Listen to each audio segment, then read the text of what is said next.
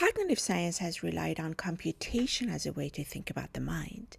The idea that cognition can be described in computational terms has helped unify psychologists, neuroscientists, linguistics, philosophers, and computer scientists into a shared scientific project. Computation offered a common language, so to speak. It allowed researchers to build models, test hypotheses, and explore how perception, memory, reasoning, and decision making might work in principle.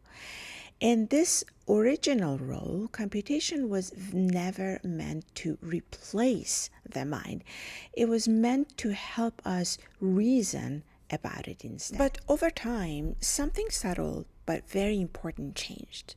The success of artificial systems led many to assume that if cognition can be described computationally, then it can also be fully reproduced in machines. What began as a theoretical tool slowly became a practical ambition. Instead of using computation, for example, to clarify theories of cognition, computation itself became the target.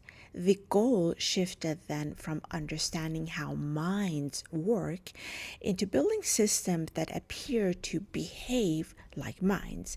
And this shift sits at the center of the problem we have today. The paper that we're covering today is a form of argument that this transition has been a mistake, where treating artificial systems as realizations of human cognition rather than as a tool for studying it has led to conceptual confusion. The authors here make a strong claim and argue that building systems with genuine human level cognition is not just difficult or currently out of reach, it is computationally intractable. This means that the kind of computation required to fully realize human cognition would demand resources that grow too fast to ever be feasible in real time. This point is crucial because it draws clear boundary. There's a difference between using computation to model aspects of cognition and believing that cognition itself can be fully implemented in a machine. A computational description does not automatically imply a computational realization. Just as a mathematical equation can describe a physical system without becoming that system, computational model can illuminate cognition without becoming it. And when this particular distinction is ignored, artificial systems are often then mistaken for cognitive models simply because they produce convincing outputs. Language systems, for example, that generate fluent text, or vision systems that classify images are then interpreted as partial explanation of how humans think or perceive objects. This paper then warns that this interpretation is misleading because these systems are optimized for performance on specific tasks, not for capturing the underlying structure of cognition. Their success does not mean that they embody the same processes that the biological minds use. The authors then describe this system as decoys. A decoy is something that looks convincing, for example, on the surface, but draws attention away from what truly matters. Artificial systems can then be very impressive, very useful, and also very valuable while still being poorly guided to understanding cognition itself. When researchers treat them as models of the mind, they risk reshaping theories of cognition to fit the limitations of the machines. Instead of asking how cognition actually works, they begin then to ask how cognition must work if machines are to approximate it. And this reversal has serious consequences. Cognitive science then becomes constrained by current computational architectures, where features of cognition that do not fit easily into existing computational models are then downplayed or sometimes even ignored. Over time, this leads to thinner theories of the mind. And this paper then argues that rather than advancing our understanding, current AI practices may be slowly eroding it by narrowing the space of acceptable explanations of cognition. The proposed solution here is not to abandon computation, but to restore its proper role. Computation should be used as a theoretical instrument, not as a stand in for cognition itself. Computational models then are valuable because they help clarify assumptions or expose inconsistency and explore the implications of ideas. They allow us to test whether, for example, a theory is coherent, but they should not be confused with the phenomena they aim to explain, in this case, cognition. And reclaiming this order view requires intellectual restraint. It means accepting that some aspects of cognition may resist full computational realization, even if they can be partially described computationally. It also means resisting the temptation to measure progress in cognitive sciences by advances in engineering alone. Understanding is not the same as replication. Explanation is not the same as limitation, so to speak. It's important to remember that this paper is not anti-technology or anti-progress. It is a call primarily for conceptual clarity. Cognitive science progresses when its theory are grounded in the realities of biological system, not when those systems are forced to conform to the constraint of machines, for example, where computation remains a powerful way of thinking, but only when it is treated as a lens rather than a replacement. So ultimately, this paper reminds us that the goal of studying cognition is not to build minds in silicon, but to understand minds as they exist in the living organisms. When computation, for example, serves that goal, it is extremely invaluable.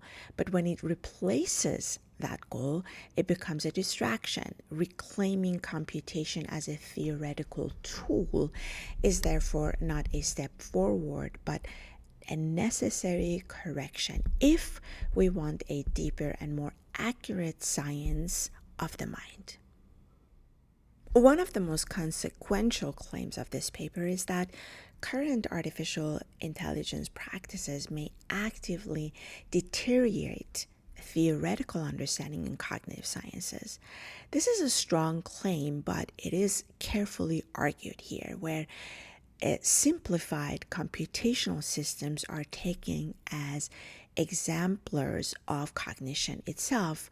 They constrain the space of acceptable explanation when it comes to cognition. Phenomena that do not fit easily into prevailing AI frameworks, for example, are dismissed as noise or inefficiency, or they have lack of implementation. But over time, this narrows the conceptual landscape, where cognitive sciences risk becoming a field that explains minds in terms of what machines can currently do, as opposed to in terms of what minds is capable of doing in actuality and in a biological term, so to speak.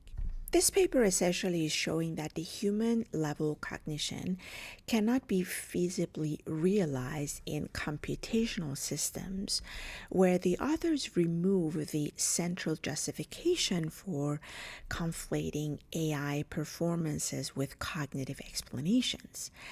If genuine cognition is computationally intractable, then no amount of scaling, optimization, or architectural refinement will bridge that gap.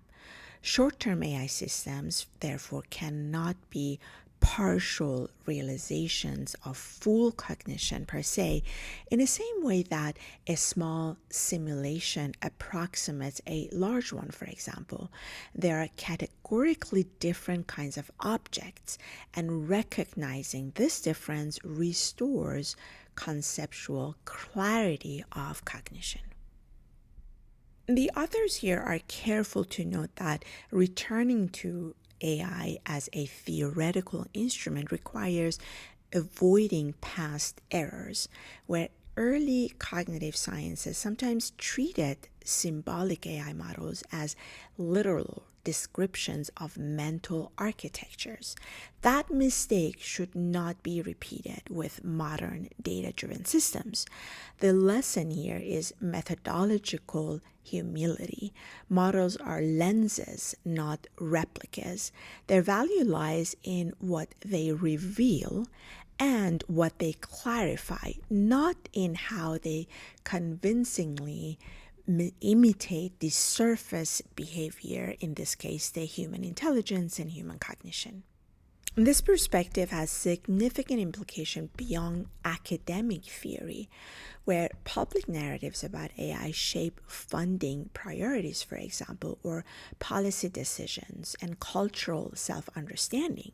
When AI is portrayed as an inevitable successor to human cognition, it encourages deterministic thinking and undermines appreciation for the distinct properties of biological intelligence. By contrast, viewing AI as a theoretical probe emphasizes complementary rather than replacement of human cognition, where machines become tools for thought rather than competitors for the mind of human beings.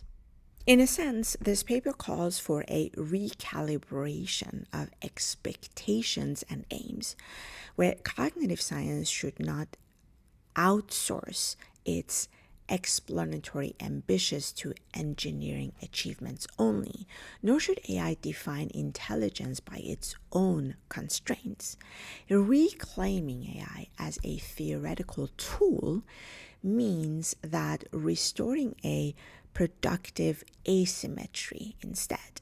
Cognition then remains the phenomena to be explained, and computation then remains one of several conceptual languages for doing so. When this relationship is properly understood, both fields stand to gain. This perspective aligns very closely with symbiotic intelligence, which does not treat artificial intelligence as a substitute for human cognition, but as a complementary extension of it.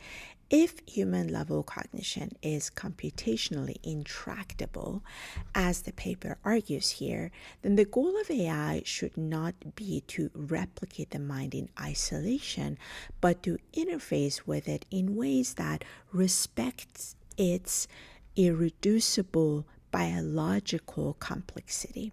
Symbiotic intelligence reframes AI as a scaffold that augments, amplifies, and cooperates with the human cognitive processes rather than attempting to re-implement them. In this sense, this work naturally avoids the decoy problem identified in the paper. Instead of mistaking artificial systems for models of cognition, symbiotic intelligence positions it as adaptive partner that operate alongside biological intelligence, preserving the distinction between the tool and the mind while still enabling meaningful interactions. And so our emphasis on integrating biological signals and embodied information into artificial systems directly addresses the theoretical distortion that the authors here warned against. Rather than forcing human cognition into the narrow constraint of current computational architectures, symbiotic intelligence allows machines to remain computational while humans remain biological, with the interface between them becoming the focus of innovation. This approach restores AI to a theoretically honest role by acknowledging that machines cannot do alone while exploiting what they can do in collaboration with living systems. In doing so, symbiotic intelligence advances a framework in which AI supports scientific understanding and human agency, not by imitating cognition, but by participating in a coupled system where cognition remains grounded in the organism and computation serves as an adaptive, interpretive extension of cognition. And that's all I had for today. Hope you enjoyed this paper. I'll link it as always below. Feel free to like, share, comment, and subscribe. Thanks. Bye.